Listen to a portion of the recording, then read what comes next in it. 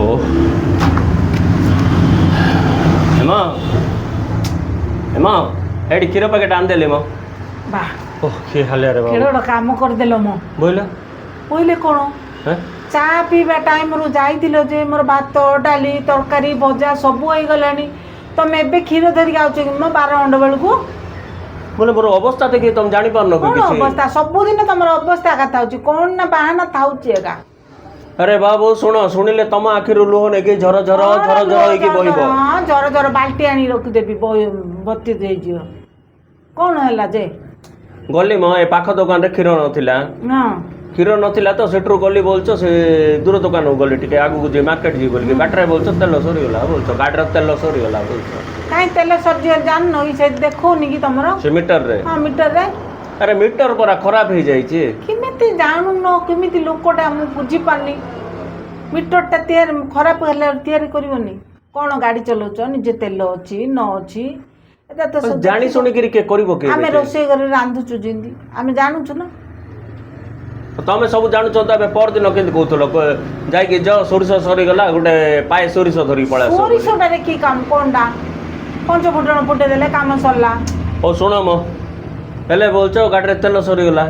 କେମିତି କରିବି ବୋଇଲେ ଭାଗ୍ୟ ଭଲ ମୋର ଦେଖ ମୋର ଗୋଟେ ସାଙ୍ଗଟେ ଯାଉଥିଲା ଗାଡ଼ିରେ କାହା ଗୋଟେ ବସେଇକି ଯାଉଥିଲା ମୁଁ କହିଲି ବାବୁ ଗୋଟେ ଛୋଟ ହେଲ୍ପ କରିଦେରେ ବାବୁ ଟିକେ ଯାଇକିରି ପେଟ୍ରୋଲ ପମ୍ପରୁ ମୋ ଲାଗି ଗୋଟେ ଲିଟରଟେ ତେଲ ଆଣିଦେ ବୋଇଲି ବୁଝିଲ ନା ବୋଇଲା ବେଳୁ ସେ କହିଲା ନାଇଁ ନନା ମୋତେ ୟାଙ୍କୁ ଛାଡ଼ିବାର ଅଛି ଆଉ ମୋତେ ଯିବାକୁ ପଡ଼ିବ ବୋଲେ ପ୍ଲିଜ୍ ନନା ଟିକେ ଆଣିଦେ ଯାଇକିରି ବୋଲିକିରି ତମେ ଦେଇଥିଲ 500 ଟଙ୍କା ଦେଇଥିଲ ନାଇଁ କି କ'ଣ 5 ଟଙ୍କା ଦେଇ ତମ ପାଖେ ନଥିଲା ଚେଞ୍ଜ 500 ଟଙ୍କାଟା ଦେଲି ତାକୁ ଆଉ ସିଏ ଯାଇଛି ଯେ ତ ଯାଇଛି ବୋଲଛ ଆଉ ଆଇଲା ନା ନାଇଁ ନାଇଁ ନାଇଁ ଆଇଲା ହଁ କେତେ ସମୟ ପରେ ଆଇଲା ବୁଝିଲ ତ ଆଇଲା ବେଳକୁ ଦେଖିଲା ବେଳକୁ ବୋଲଛ ଗୋଟେ କାଚ ବୋତଲରେ ଗୋଟେ 1.5 ଲିଟର ତେଲ ଧରିକି ଆସିଛି କହିଲି ଏଇଟା କିସ ରେ ବାବୁ ଯାଇଛୁ ଏବେ ଆସୁଛୁ କହିଲା କ'ଣ ରେ ଭାଇ ତୋର ପାଇଁ ବୋଲି କେତେ ହଇରାଣ ହେଲି ମୁଁ ଆଜି ଫାଷ୍ଟ ତୁଇ ତୋର ପେଟ୍ରୋଲ ଆଣି ବୋଲି ପାଣି ବୋତଲଟେ କିଣିକି ପିଇଲି 20 ଟଙ୍କା ପାଣି ପିଇ ସାରିକିରି ବୋଲଛ କାଚ ସେଇ ପ୍ଲାଷ୍ଟିକ ବୋତଲ ଧରି ପେଟ୍ରୋଲ ପମ୍ପ ଗଲାରୁ ବୋଲଛ ପ୍ଲାଷ୍ଟିକ ବୋତଲରେ ତେଲ ଦେବୁ ନାହିଁ ବୋଇଲେ ବୁଝିଲ ପ୍ଲାଷ୍ଟିକ ବୋତଲରେ ଦେଉନାହାନ୍ତି ନା ନାଇଁ ଦେଉନାହାନ୍ତି ଆଜିକାଲି ସେଠୁ କ'ଣ କରିବ ହେଲେ ତାପରେ ଭାବିଲେ କେଉଁଠି ହେଲେ ବିୟର ବୋତଲ ପଡ଼ିଥିବ ତୋର ଲାଗି ଧରିକି ପଳାଇ ବୋଇଲା ବେଳକୁ କେଉଁଠି ଆଉ ବିୟର ବୋତଲ ପଡ଼ିନାହିଁ ଏବେ ଖାଲି ବିୟର ବୋତଲ ମିଶା ମିଳୁନାହିଁ ପୁଣି ବହୁତ ରେଟ୍ ହେଇଗଲାଣି ପୁଣି ସେଟା ଲାଗି ସେ କହିଲା ତୋର ପାଇଁ ବୋଲିକିରି ମୋର ଆଜି ମୁଡ୍ ନଥିଲା ତୋର ପାଇଁ ଘରେ ଗାଳି ଖାଇବି ଆଉ ତୁଇ ମୋର ବେଷ୍ଟ ଫ୍ରେଣ୍ଡ ବୋଲି ମୋତେ ଛାତିରେ ପଥର ରଖିରି କାମ କରିବାକୁ ପଡ଼ିଲା ବୋଲି କ'ଣ କଲୁ ରେ ଭାଇ ନାଇଁ ଭାଇ ଆଉ ଗଲି ଲାଷ୍ଟକୁ ମୁଁ ବିୟର ଗୋଟେ ପିଇଲି ସାଙ୍ଗରେ ଥିଲା ସିଏ ମୋର ସାଙ୍ଗଟା ତାର ସାଙ୍ଗଟା ତମ ପଇସା ଦି ଜଣ ପିଇଲେ କି 2 ଜଣ 2ଟା ବିୟର ପିଇଲେ ଆଉ ମୁଁ କହିଲି ହେଲେ 2ଟା ବିୟର ବୋତଲରେ ନାଇଁ ନନା ତାକୁ ଧରିବାକୁ ଟିକେ ଅସୁବିଧା ହେଲା ତ ଗୋଟେ ବୋତଲରେ ଆଣିଲେ